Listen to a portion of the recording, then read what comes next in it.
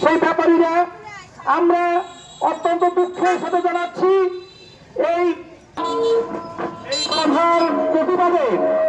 ভুক্তভোগী কৃষকদের অংশগ্রহণে আজকের কৃষক সমাবেশে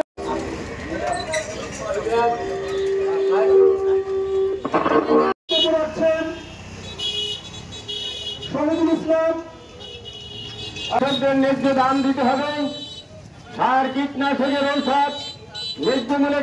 মূল্যে কৃষক হচ্ছে না, থাকে তাও কার্যকর এবং উন্নয়নে তিনি বৈঠক ডাকেন এবং ওই বৈঠকে রেজুলেশন প্রদান করছে একটি মহল। তার বিরুদ্ধে আজকে কৃষকরা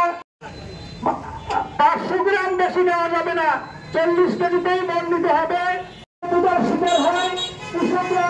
কৃষকের যে সমন্বয়ে তিনি বৈঠক ডাকেন এবং ওই বৈঠকে